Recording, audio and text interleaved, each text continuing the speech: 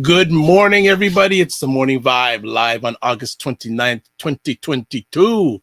Dr. Vibe here, host and producer of the award-winning Dr. Vibe show, the home of Epic Conversations, and I'm the host of Epic Conversations, 2020 Best Podcast News Award winner, 2018 Innovation Award winner, and co-host and co-producer of the only online show in the world for dads and fathers that is sponsored by Dovemen Plus Care, and also just here to hang out. Ryan Knight has been found and he has been retrieved. As always, I like to say, you're blessed, highly favored, a magnet for miracles and a solution for someone's problem. Good morning, Dr. Knight.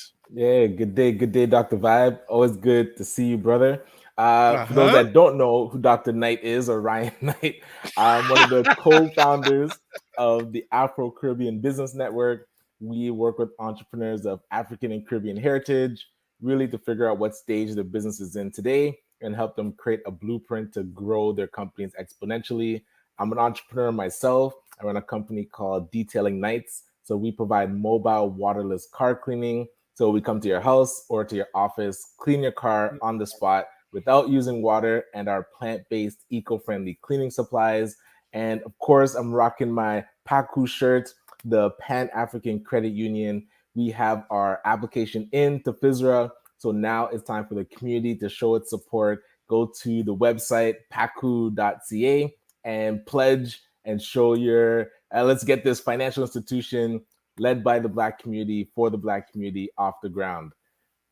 Good. What's been going on? Yeah, what has been going on? Actually, you know what? I gotta stop. Stop. I push the needle a little bit early. Gotta do something here. You know what I gotta do? What do you think I gotta do? Ooh, are we repping one of those? Hold on, you're gonna take too long. So, so this episode is sponsored by the McMillan Group. Buying your first home, overwhelmed by debt, or thinking of buying a rental property or vacation home, providing mortgage solutions since one client at a time since 1999. The McMillan Group is there to help you. So if you want to reach them, Canada 905-813-4354, US 904-586-5636. I gave you a question and you messed it up. I'm so disappointed. Wild? I felt like today was Friday. So I'm like, do we have a sponsor on Fridays? I was like, oh, maybe it's somebody new. Today is like, Friday? Okay. So what's been going on? Yeah, like I was saying, the weekend's been relaxing but productive. Last night we were with during the day on Sunday, it was with the youth entrepreneurs and Detailing Nights. But the Saturday, we were actually out in the Niagara region. So from Friday to Saturday, my niece was having her birthday. So Jazz got to travel to Great Wolf. Was it Great Wolf Lodge or part? And listen, how was that? It was entertaining. I would say, I don't know if it's worth the price, but it's quite entertaining. No, they had a blast. And so Christian and I, while Jazz was at her party with her cousin, we got to kind of do father-son stuff. We went to the falls and we actually took the GO train all the way to Niagara Falls. So that was an adventure in itself. How was that? Yeah, it's like we took the GO train and to Burlington, you have to switch to the GO bus, and the GO bus takes you all the way into Niagara. Okay. It's pretty seamless, but Okay. 3 hours ish on the road.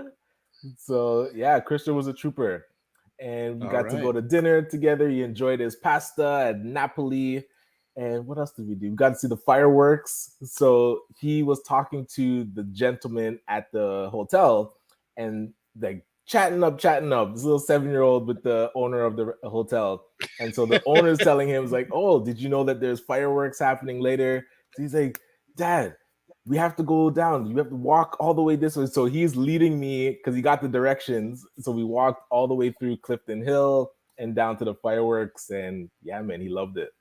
Good stuff. Well, I'm glad you had a great weekend. That's Yeah, fantastic. yeah. How about yourself? I saw some excellent episodes happening on the weekend and Well, conversations.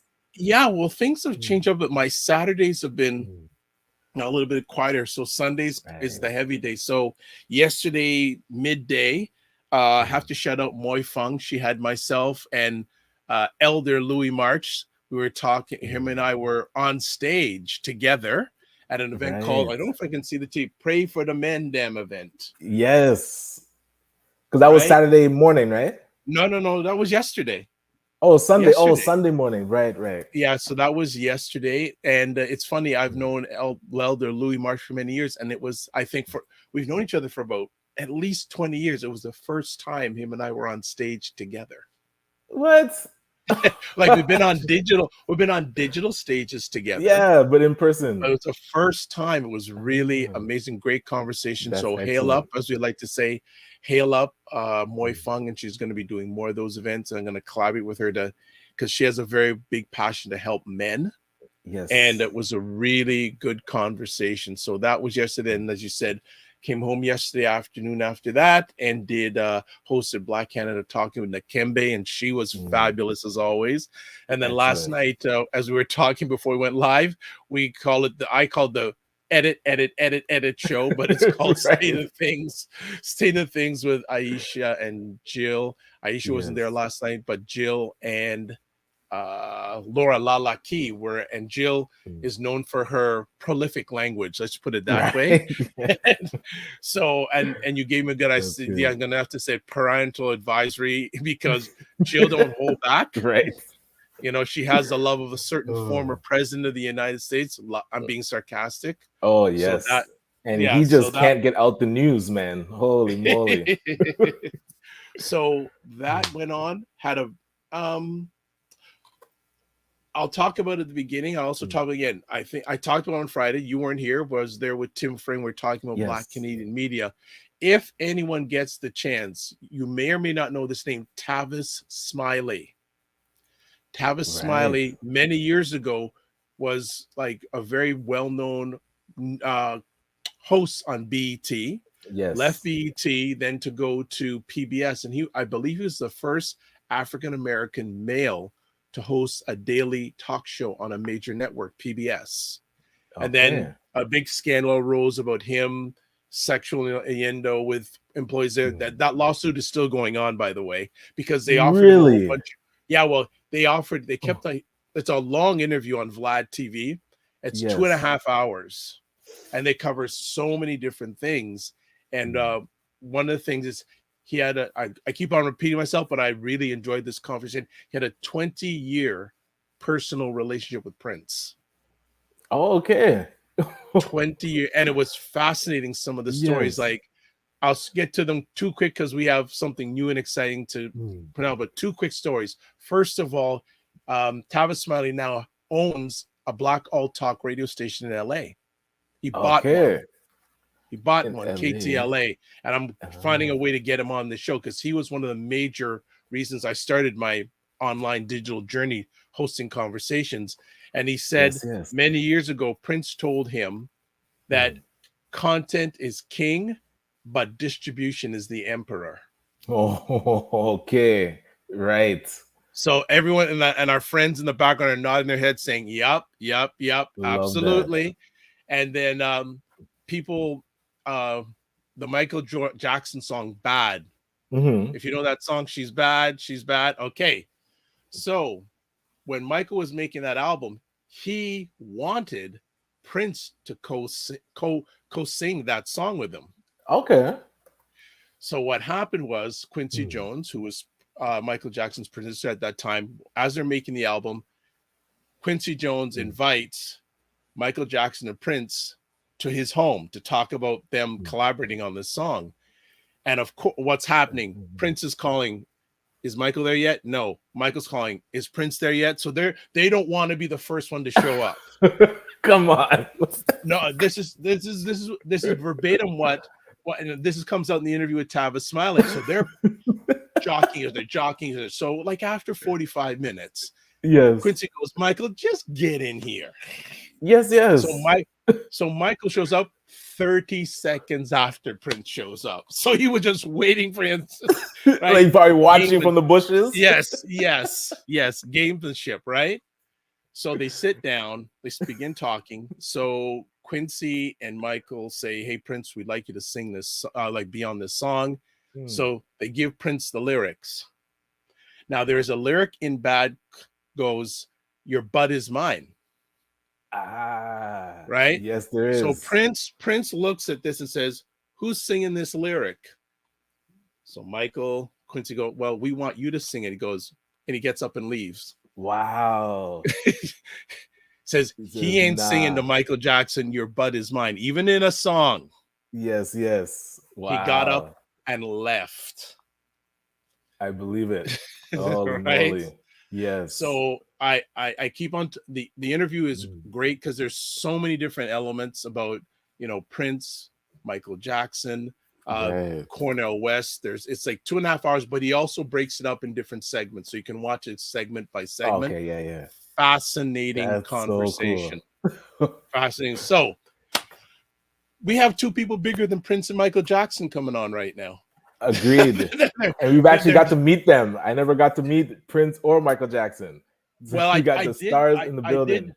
I did meet Prince once for about 15 minutes. So that was quite a memorable conversation. But you know what? Let's get the real stars up today. So we always like doing wonderful things on this program. And we have a brand new monthly segment coming up.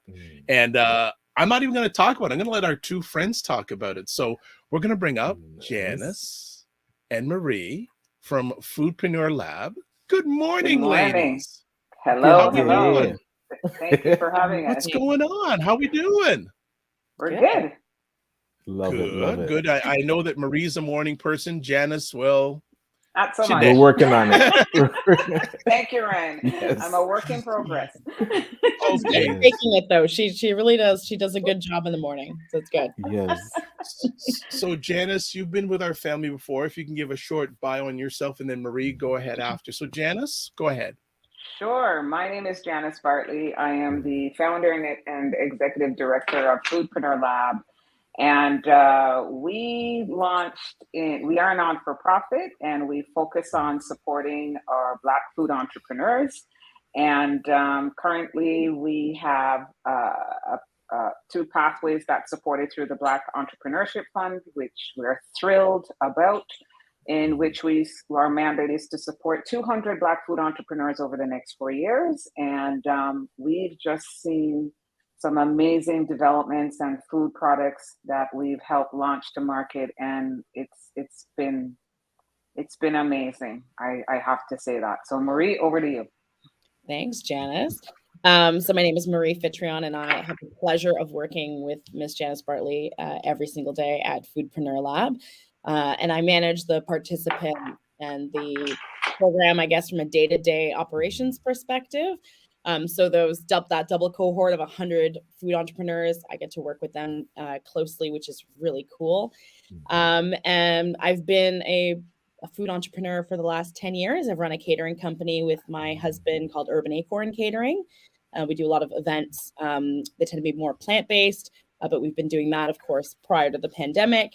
And then I also run a online blog and collaboration pop-up with my partner called Voodoo Haggis Stories, which is just a little bit about.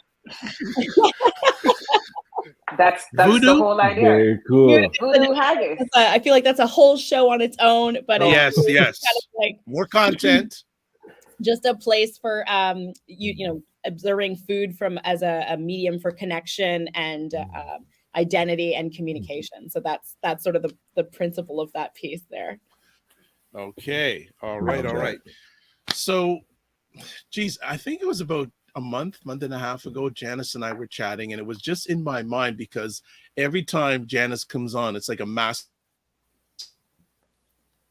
It's so true. Coming to me saying, who's that? I say, okay, well, let's see if we can.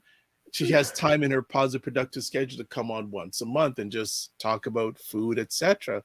So as of today, they're going to be coming on once a month, and they're going to be talking about, we've got a new series called Beyond Jerk, Reclaiming Food for the Diaspora, with these two wonderful ladies. So how did you come up with the title?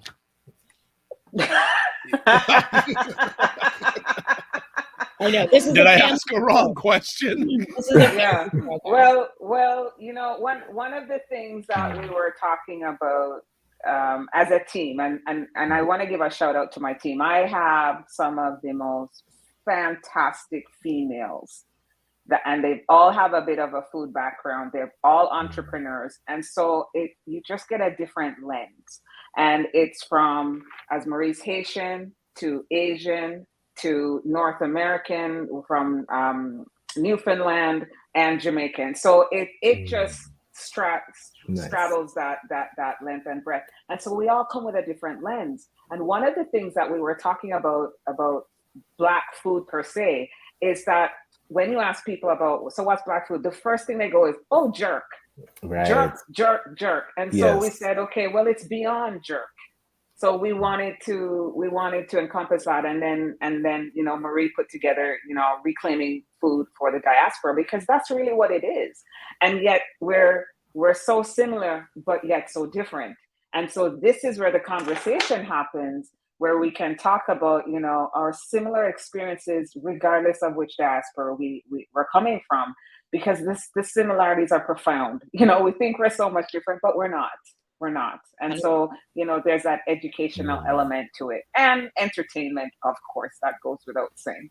Of course. And like having worked with Black food, I gotta say something. I can imagine Marie provides constant entertainment in your group. So I just get this feeling. Of course. I mean, her and I are very similar in a sense of humor, so we get along very. It's always a party when Janice and I are together. We call it, you both have wit. You have good wit. Yes. Yes. Which makes for a great environment, because we were talking about this the other day, where we laugh before a meeting starts. We laugh during our meetings, and we laugh after a meeting. So it doesn't get better than that.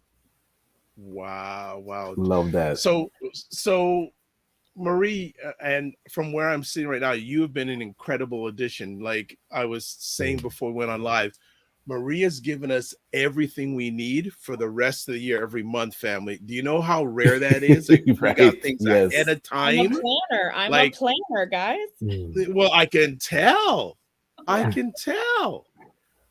was amazing. So kudos to you, and thank you for making what we're doing today easy. Thanks for having us. I think this is a really cool opportunity. And, I was saying with Janice and I, with the project, we've been able to work with now 100 Black food entrepreneurs. And there are so many food items that I had never heard of prior to working on this project that are not available in stores, that like really have to know what you're looking for. And like, that's what we kind of want to showcase here as well, is talk about all those different food opportunities or food items out there that just don't have that same accessibility in stores or in restaurants, but they will. Yes. Well, and that's what I was curious about, because it's titled Beyond Jerk. What were some of the items that have come through that maybe myself as a Jamaican wouldn't even think of, that is part of our culture and might be on shelves pretty soon thanks to Foodpreneur Lab? Yeah, I mean, like for me personally, there's one participant right now who makes pickles, which is something that I grew up eating. It's like a pickled cabbage slaw, and it's spicy and it kind of goes on everything. And that's Haitian. That's Haitian. That's Haitian. It's not something that you can get readily here in Toronto, certainly not in Ontario, maybe Quebec, maybe Montreal. Certainly there's a bigger Haitian community there. But I mean, it's super, super tasty. And like my partner and I started making it 10 years ago and we started selling it. We had a little market once upon a time and we started selling little jars here and there. And every time people would try it, this is amazing. I'm like, I don't know why this is not available, but I'm just so excited to see items like this sort of go through that commercialization process and people trying to launch their businesses with these products. Another one was like Nigerian chin-chins, which are sort of like a deep fried dough snack. They're tasty. I love them. Okay, yes. And like I had no idea they existed 6 months ago, but now they rock my whole world. So love that. Actually, just a real funny story here in regards to diaspora and food. The majority of TV I watch, which isn't a lot, are food reality shows. And I'm really hooked on MasterChef. Hooked on it, like the US one, the Canadian one. But there's also MasterChef UK, MasterChef Australia. There's another show I just got into called My Kitchen Rules, where they have couples competing each other, but what they do is for one evening, they have a couple cook a whole meal and the other couples get to judge it. Gotcha. And it's really high dining. Like one of the co-hosts is Nigella Lawson. She's fairly well known. And so she's one of the judges. But getting back to their celebrity chef, master chef in the UK, and they had this Black Jamaican gentleman who was a boxer in England. And the first thing he cooked was bully beef and rice. Yes.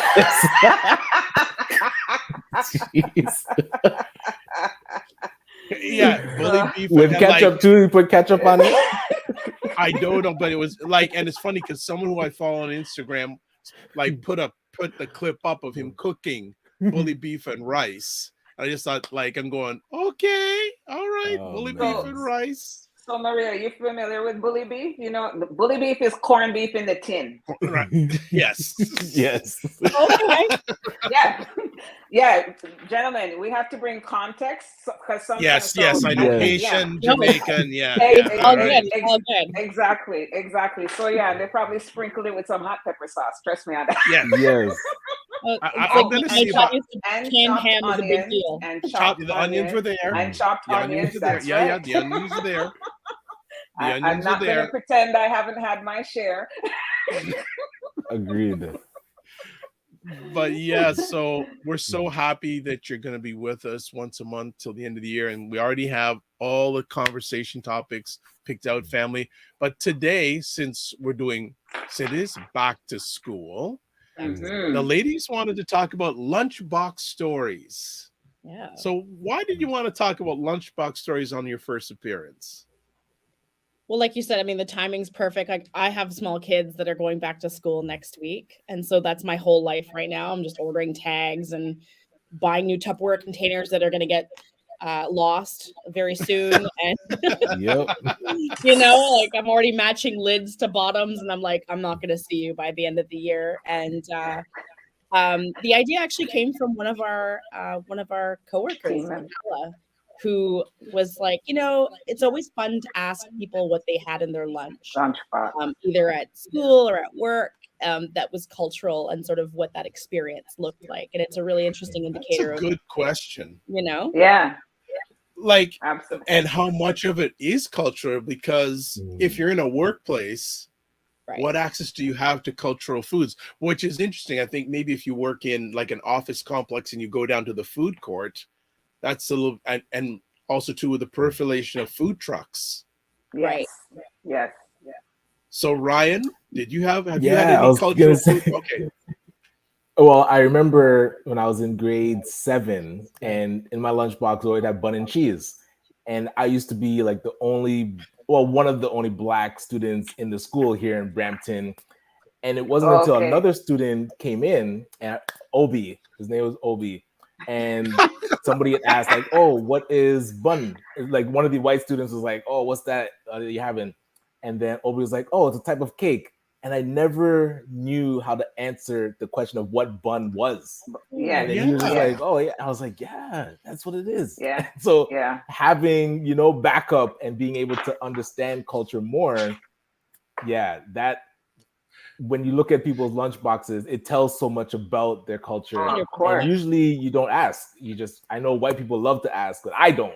But that's where No, being able to because we actually, don't care what you're eating. That's right. Because we've been trained that way. We've been trained not to ask. It's rude. Or you're too right, fast. yeah. What my business for? Exactly. Or how many times I tell you don't eat from people you don't know, so you don't care. Exactly.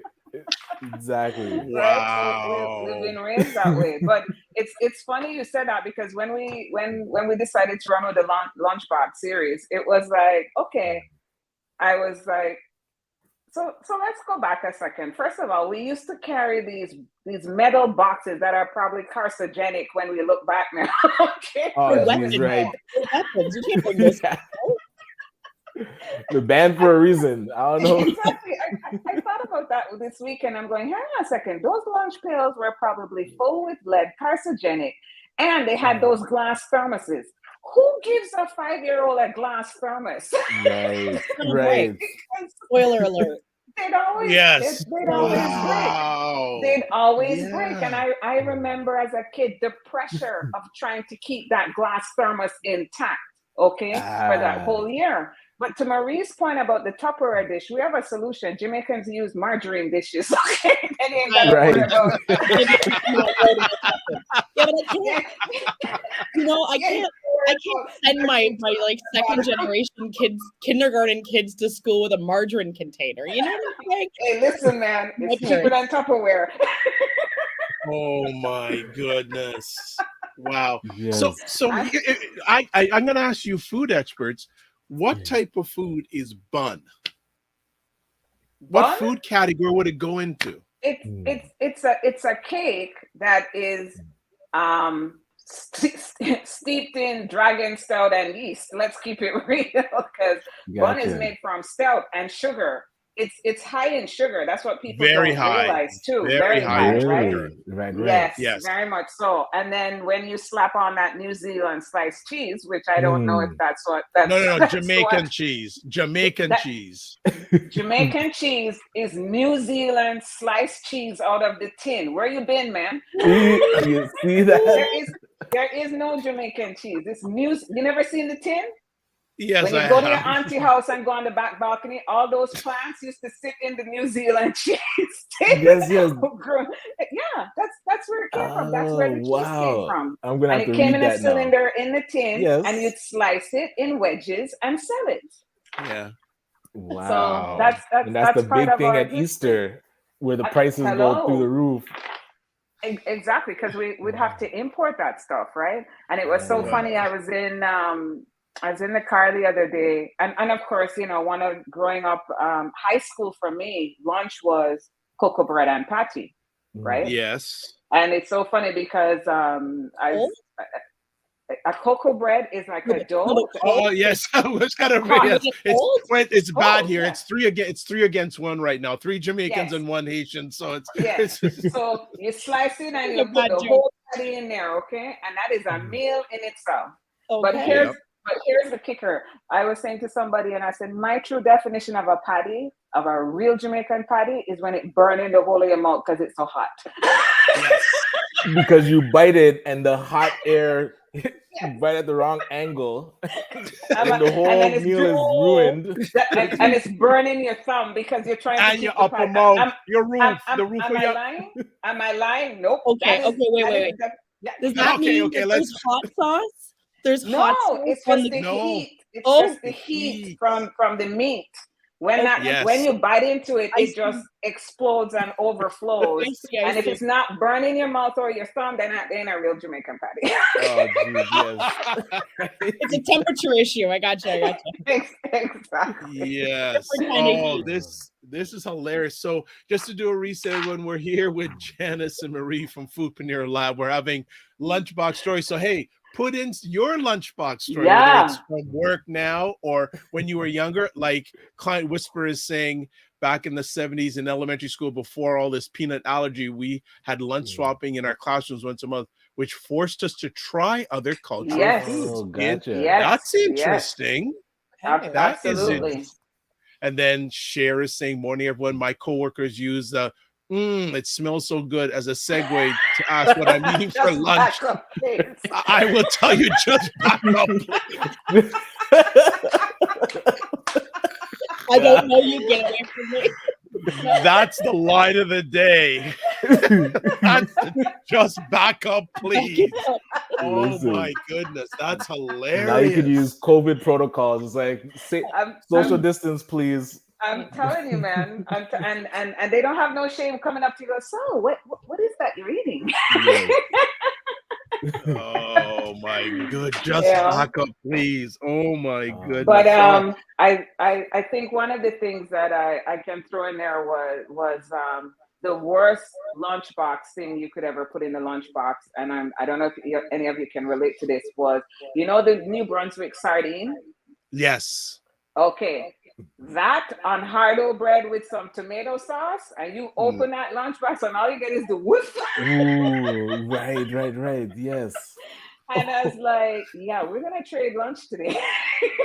Wow. So wow. Listen, man, if it came in a tin, I gotta hand it to us as Jamaicans, man. We will throw some mayo and some tomato sauce and cut up some onions, sprinkle it with a little bit of seasoning. Boom, you're out the door.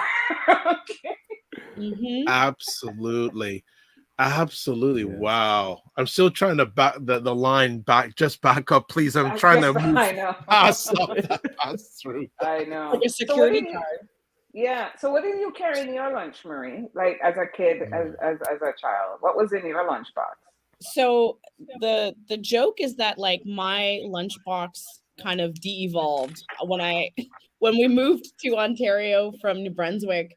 My dad and I went to the same school that my dad worked at, so he was a teacher there. Yes. I can't speak for all Haitians, but what I will say is that there's not a lot of distinction between our meal types. So like breakfast can be lunch, can be dinner. It's kind of like a hodgepodge of the same foods being used at different times. And so my dad would just margarine container himself a lunch, which was essentially dinner. Yeah. And then like 6-year-old Marie would walk to the teacher's lounge and I'd knock on the door and my dad would just like give me this like lukewarm container of like banan fig or like diria jonjon and he'd give it to me and then I'd walk back to my classroom and eat it. And I think that lasted a couple of weeks. And then I was like, I need a lunch like everyone else. You know? Right, yes. I need a lunch. Yeah. I was the only person of color in my entire school. I was just like, I need something like, you know, everyone was eating, I'm of the generation of the crunched up raw Mr. Noodles. I don't know what was wrong. Wait, I don't know what was wrong with us at the time. Like not cooked? Not cooked. Come on. I begged my parents for this. Come on. Not cooked? That is new. I have not heard that one. Yep. But I'm curious, Marie, what's your go-to now for your kids? What do you typically pack them? Go-to now? I mean, I work from my kids. Yeah. I mean, my kids are 4 and 3, so we keep lunch nice and simple. Like everything is things they can eat with their fingers, right? Like little grapes or goldfishes or whatever. But I would love to be able to put some more Haitian food in there. It's just a lot of it doesn't travel cold, right? It's like a meal. Like I'm not going to give them like, here's some cornmeal, here's some rice in their meal. They're not quite at that age for that to happen yet, but we'll see. Maybe we can get some Haitian snacks. So this brings the question, like what good snack foods are there for lunch available from our diaspora? Like we all know about patties and cocoa bread, but like it's always interesting when I go into our culture's takeout stores and the number of non-melanated people who come in for lunch. Yeah. Like it's not travel food. It's not. To your point, Marie, I was going to say our food is not travel food. And I think historically, if you look at it culturally, it makes sense. It makes sense because Can I interrupt, Janice? I Yeah. got the backup. Please continues. Here we go. She goes. It's the saliva. I have a problem with people taking over my food. Sorry, Right. not sorry. So I had to interrupt. Sorry. It's the saliva. I love it. Yes.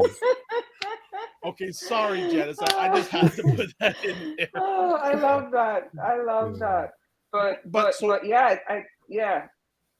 Is there a food opportunity there about how can we make our food more, or is there a need to make our food more travel worthy? I don't know, and to be honest, because I'm sure in every area within the diaspora, one of us has transportable food, right? So the question is, we kind of keep our identity to what we're known for. So Jamaican food is work food.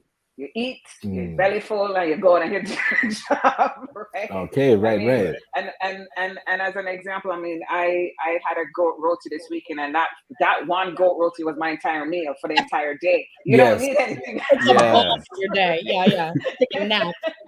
So and Jamaicans are notorious for that. Like, we don't play with our food. We want a solid meal, and we give you a solid day's work, right? The soup must have dumpling in it.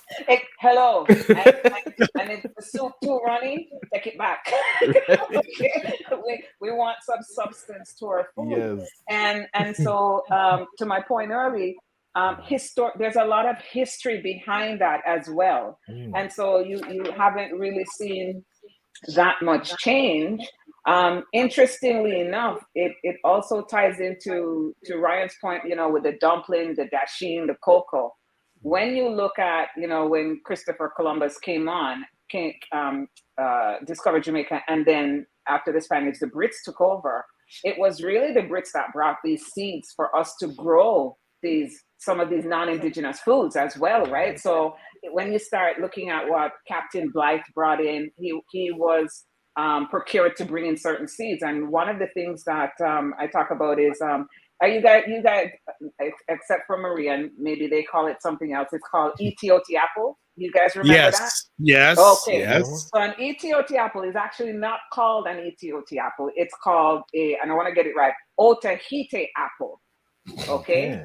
And of course, I think we also need a diaspora dictionary.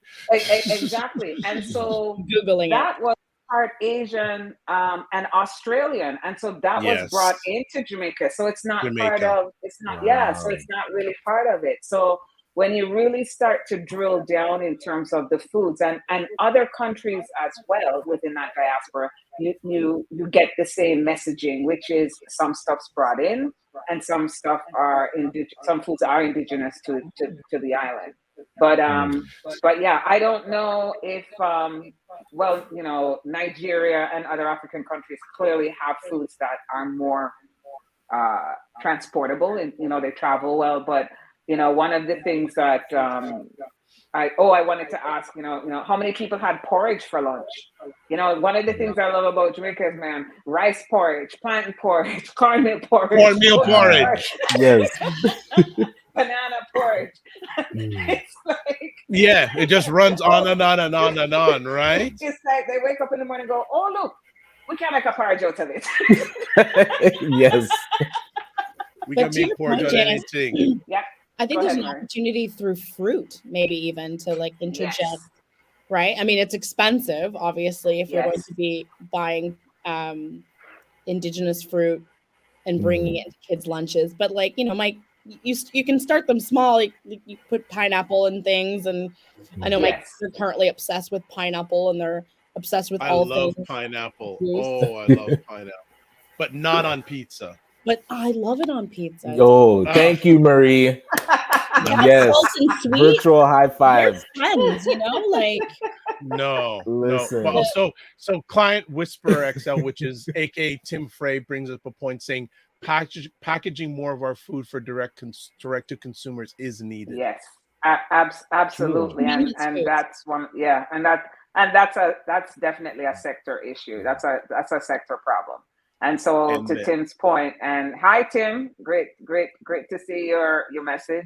Yeah, I think if there are certain pain points, if we are able to correct, then we can bring, more product to market as well. So, well, what do you see with like potential entrepreneurs that have something that could be packaged, but don't even think like, or even have that mindset to know like that process of, manufacturing their own food? Because I know a lot of caterers that could take their stuff and actually turn it into like a retail product, but it's never even entering their mind. So do you see a lot of people with excellent food products that they cook, but not really packaging it?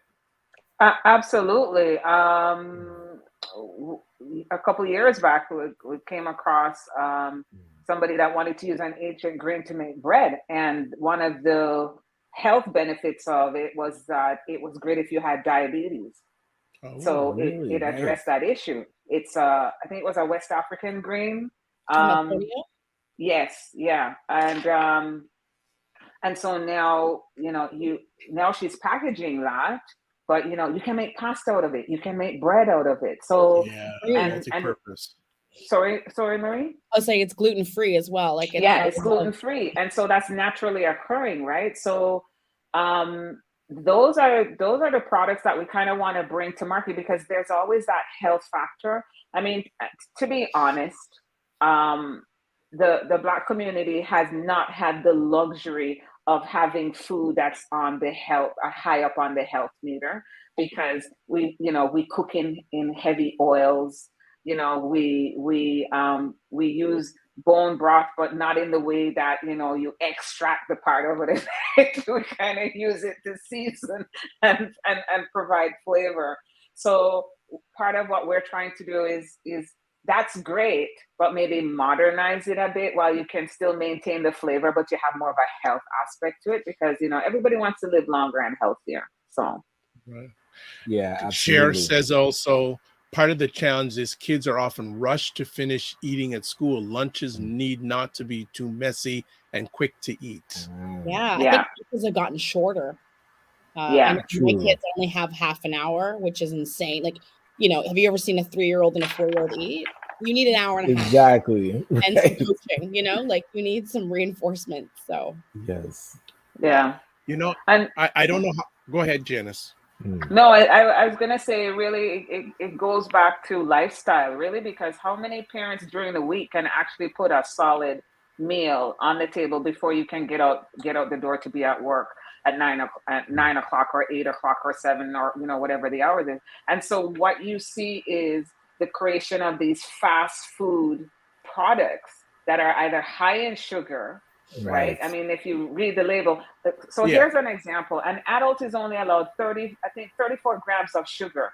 Do you know how quick it is to hit those 34 grams? So I believe it. There's an app. I forget the name of the app. Food something or the other.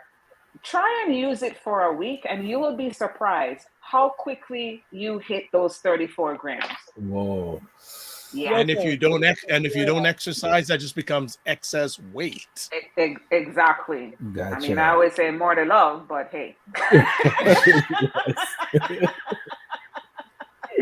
Amen. Yes. Yeah, I think, like, will the day ever come that in lunchrooms or lunch cafeterias you'll see more of our food? What do you think? Ooh, like the older, like in the school area. I think it depends on what community you're in, right? Where you are. In Toronto, you're probably more likely to see that. Like I grew up in Barrie. I don't know if you're going to see that, or Burlington or Oakville or some of the other communities that are not as densely populated with the community. But I think we've seen more touch points, such as Durham. You have a high community of Black residents. So the more areas we start to populate, that's where the demand is created. And so, you know, when I lived in Dundas, Ontario, my family and I were one of the very few Black families there I could literally count on one hand. But if you went outside of Dundas and went to Hamilton, there were more Black families. And so I'd have to drive to Toronto to find Black food products and bring it back to Dundas. Wow. Having said that, now, if you, Dundas, Hamilton, Ancaster, they've all amalgamated. So what you see now is you'll see little bits and pieces of Jamaican stores or Black businesses popping up because the population is there.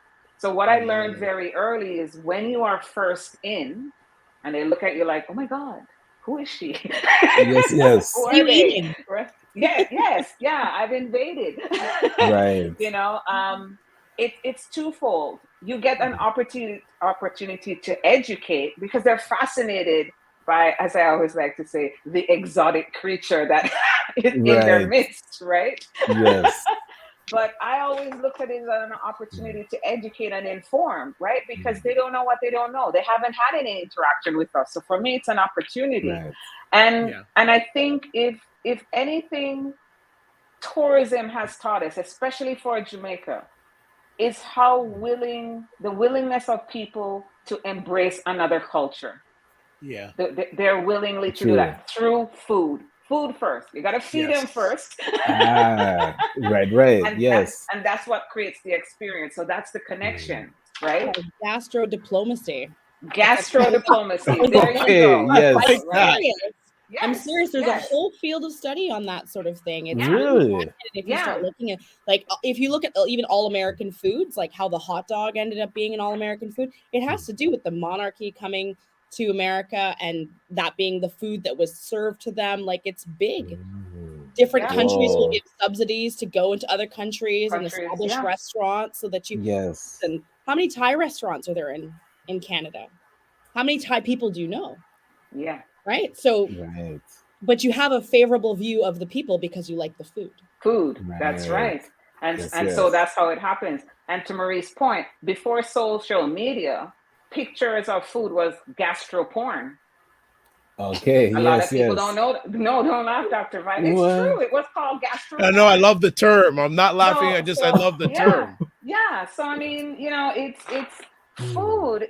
You know, we keep saying it. Food is such a connector on so many levels. You don't realize how much of an introduction it is in terms of telling people who you are. Right.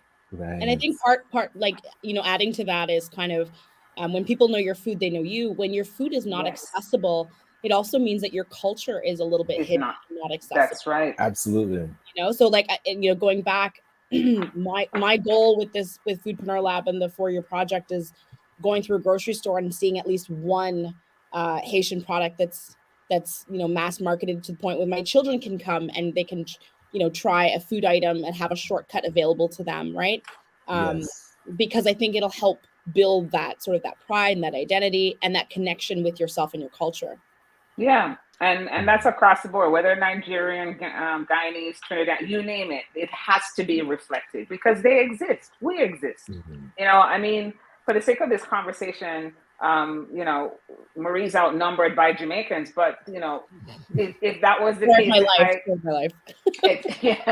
if I replaced Ryan from someone who's from Nigeria, then we would get an educational experience of Nigerian food. The same way if I brought in someone from Trinidad. So, you know, it's a story. It really and truly is food is a story. Yeah, I agree with you. You know, I went to a restaurant a few months ago called Bukan. It's on Kingston Road. Yes, you know about it? Actually. Yeah, and they served the meal on a cord of wood. Thought it was amazing. Like, it was really, really good. And they had different twists on things I already knew about, but it was just really nice. And they were serving me or sharing their country to me via their food. Yeah. And it's so funny because I like when you tell those stories because Jamaicans, and I only speak for my country as well as those represented here, we don't like food discovery. We kind of like what we like, and we don't veer away from. So I had an experience where I took a family member to Rondo's. If anybody knows Rondo's, it's a 4-star restaurant out in Stratford. It's part of Stratford Festival, and you have to wait months to get a reservation. And I took this family member there, and by the time they finished picking out everything, it was just, as we say, so rice and gravy. Right. That's like, you can't do that, right? You know, you can't do that. So one of the things is I realized very early, and I too suffered from that in the beginning, which was I stayed true to my Jamaican roots, and I wouldn't try anything different. But then when I got into that culinary space, I had to be adventurous, and that is how I grew my food knowledge. So, you know, it's like, you know, if Maria and I are talking about, you know, it's charcuterie, and a yard man coming about charcuterie, what is that? I said, cold cuts. Oh, cold cuts. All right. Yes, all right. Bon top. You know what I mean? It's true. Yeah. Bougie cold cuts. Exactly. Bougie cold cuts. To Marie's point. That's right. So, I mean, it's not things that we don't eat. It's just not the comfortable French with it.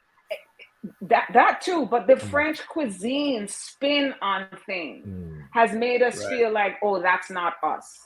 Right. When ironically, that French cuisine is also integrated in almost everything that we put our hands on, whether it be the spice, the gravies, or there's a cooking style, you know, whether we boil things down or simmer it down and or we cook a base. That's what that comes from the culinary foundation.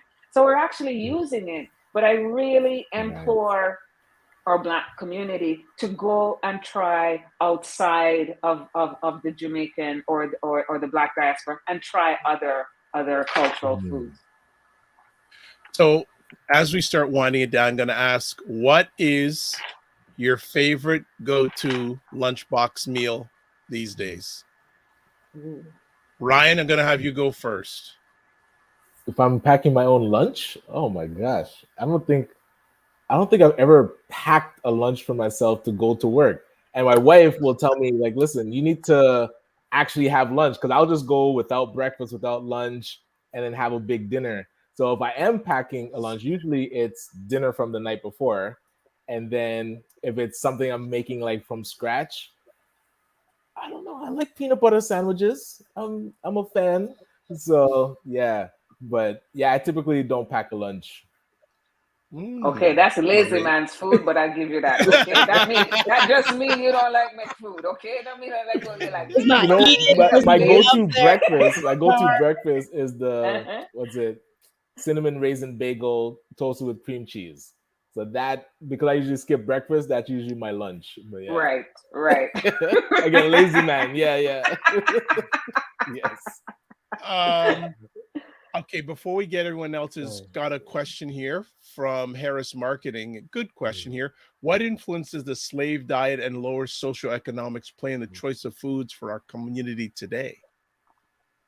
Right. That's deep. Yes. I think it goes back to you know, if you look at the meat cuts, it's always almost close to the bone, right? And what do? We use it to make stew. You know, I mean, we had a friend of mine and I were talking the other day, and actually, I'm not going to tell that story. No. Cut. But it's crazy that they used to give away like the oxtail, the fish head. That's right. The ends. My dad is a carnivore of fish heads. He loves fish heads. And they used to be free. Right. So to Dr. Vibe's point, that same fish head, when you watch him eat that, is the equivalent of what somebody eat that oxtail bone. I mean, they suck the life out of that bone, man. Okay? Yes. So to the question, I think you see ends, and so with the current situation of food insecurity, that hasn't changed very much. You know, we tend to buy cuts of meat on the lower end for flavor, not necessarily for the health benefit They of take it. longer, but they're tastier, right? Well, girl, Yes. every West Indian household has a pressure cooker. Okay, Yes. that's what that's for. Okay. Yes. But to the question, yeah, it goes back to that. So, you know, we'll buy the ends. We'll buy food that we know can last longer. So the flour that makes the dumpling, that makes the other things, the fried and boiled, the yam, the dasheen, those tend to last longer. They provide they're more satiated on your stomach. So it's not a far stretch from what we've been doing. Not much, as far as I'm concerned, has really changed. Yeah, and going back to what I was saying earlier about not having a huge distinction between all the meals, breakfast, lunch, and dinner. I know a big staple for us is moulin, which is essentially like polenta or cornmeal. And we managed to sneak it into every meal. Like there's a dessert with cornmeal. It's like a porridge. We make it into like a square called écoté. We have, like, of course, it alongside the various meats and stews for dinner. And then for breakfast, you can just eat it with banane plantain, like you eat it with plantains, and that's like a very common way to sort of have that one ingredient last you all day long, as opposed to having these distinct. This is your breakfast food. This is your lunch. This is your dinner. That's right. That's right. Not something that that I think a lot of different communities are able to indulge in. It's something that's a little bit more high end in terms of economic situations. Yeah, and Haitians call it plantain. Big up the plantain. We call it plantain, right? Oh, it's just the way it translates, right? So Tim is saying center of the plate protein is different than white in the white establishments and the black establishments because of the influence of the slavery era. So there we go. All right, so let's go back to our go-to lunch meal. Marie. So I'm a little spoiled because my husband is a chef and he's currently at home. So Janice will tell you that sometimes I'll be in the middle of a meeting and I'll just do one of these, and then this big beautiful bowl of I like salads, like, but really hearty salads. Like it's there's the leaf is the least amount that's in there. There's just it's like there's like chicken and honey and cheese and fruit, and it's like then a little bit of arugula somewhere in there. Like it's just big, beautiful, like laborious, everything got cut and fried and sauteed kind of salad. So that's my life. Oh man, love that. Tim says yes, Marie. The big salad, yeah. The big salad, yes. For me, hopefully. Janice, how about yourself? Yes. Hey, listen, man. I'm not into the rabbit food. I'm a girl. I like my red pea soup. I will kill for a good red pea soup. That's my thing, man. And I will take that. I will take that for lunch on a good day. Because for me, especially in the cold weather that we live in, that sticks to your ribs, man. Sticks to your ribs. Right, so. love that. All right, good stuff. I'm gonna see. Go ahead. I'm gonna see if I can pull this up. We're talking about this gentleman on MasterChef. Yeah. I'm just seeing if I can pull this up now. I don't know if it's gonna get on the replay band or not, but see if I can pull it up. Yes. Let's see if I can play it. Let's see if I can play it. Here we go. I picked this dish, I suppose, because it's one of my earliest memories of delicious food. I will demonstrate love. This is what I'm called woolly beef and rice. Okay. Sorry, it's my mother's tongue. It's corned beef and white rice. So you're using really the cheapest of ingredients and making something truly delicious. And for me, this is a rich man's dish. I've tasted the big dishes all around the world. Yeah, this nothing touches this. You see? I've never seen corned beef on rice. With some chili? Could taste really, really good. But it's got to. It absolutely has to. I almost hope that one of them doesn't like it so that I can eat it. That's how good I think it is. He says it's delicious. Well, look, I downed his butternut squash. That was delicious. So maybe I'm going to be proved wrong. Jackpot.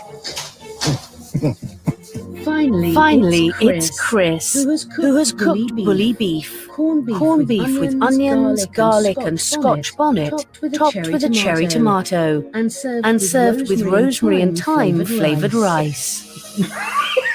I've never seen it cook like that. There's a real richness coming from that corned beef with all those onions. Love that chili heat that's coming from that Scotch bonnet, and just a little tiny bit of tomato running through it. The rice is cooked really, really nicely. I have a bit of an issue. That corned beef, it's very salty. That beef, there is natural sweetness of onion that you brought out of there, and a little bit of chili as well. And you managed to present it okay. Chris, you have to accept showing less cooking than anybody else. But it tastes good. What can I say to you? Well, the taste says it all. That's the best I've ever produced. I mean, that was...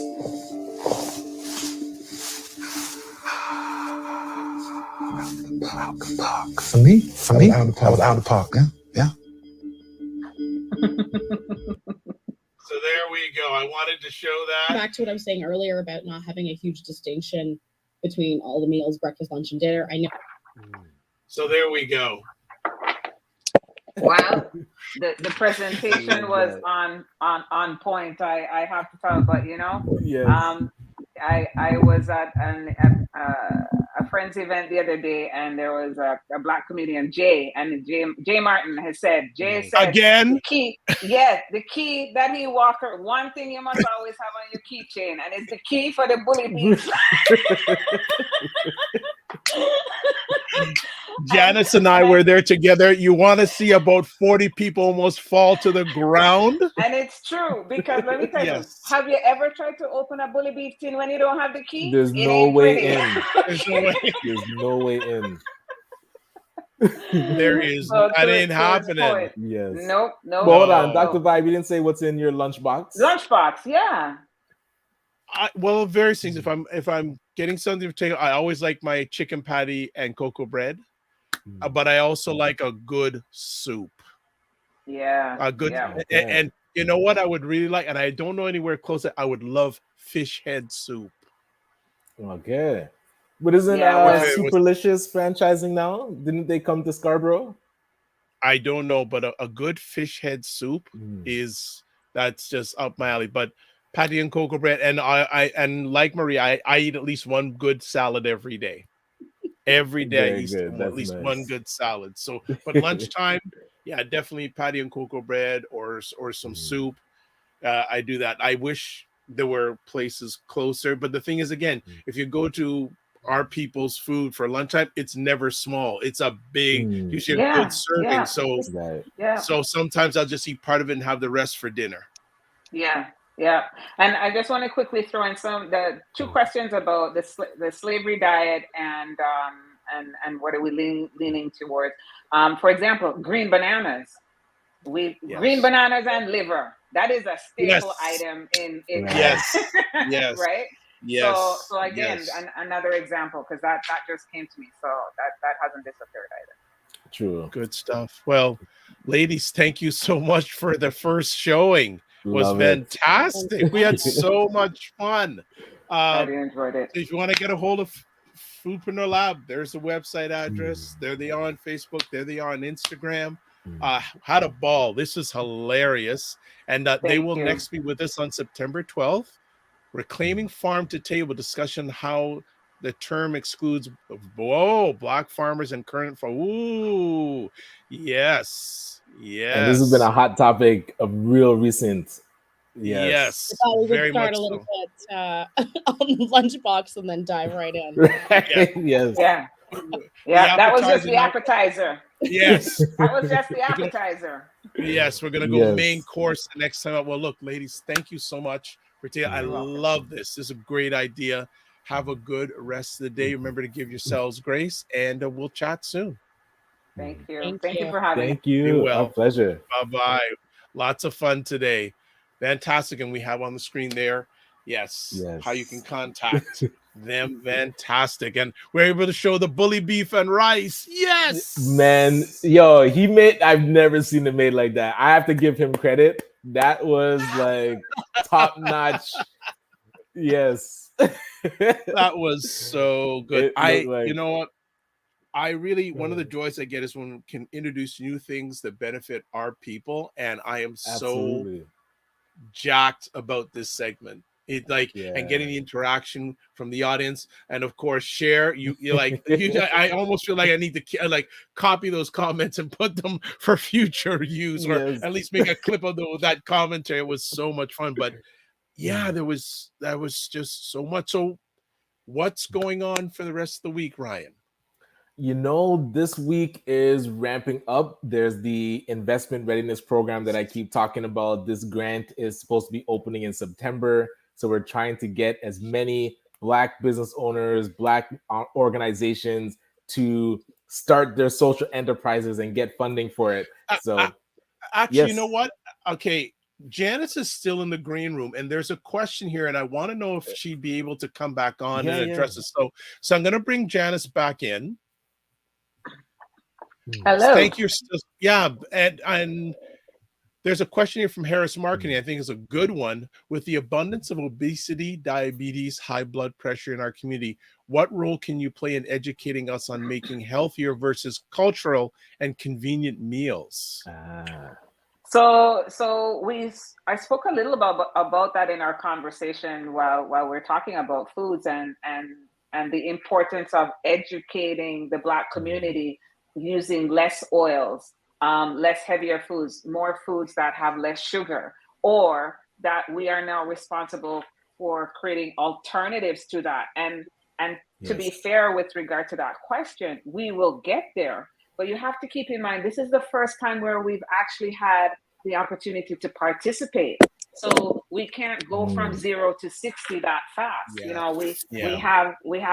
We have structural barriers that either address the food sector itself. Then we have the financial barriers in between, and then we have the production barriers, and then we have the access and distribution barriers. So there's a lot of fixing that needs to be done. Exactly. Can we do it? Absolutely. But it will take some time. However, I'm a huge proponent of educating our current cohorts about how food is changing, what other healthy alternatives are available.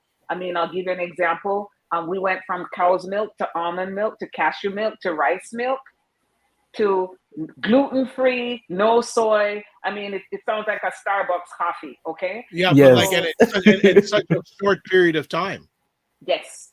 Absolutely. Exactly. So through education and through food innovation as well, that is happening as we speak. But the importance is we have to get that information into our communities. And how do we do that? Actually, through our youth, through education.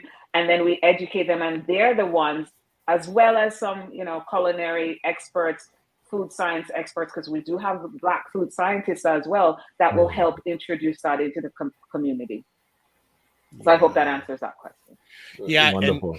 And Ryan, I'm just thinking, I can't remember the gentleman's name, that he's over in another country and he's doing stuff. He's like, what's the guy's name? We've had him on twice. We had him on a few weeks ago. He's part of a cohort. Sean from Sigriff.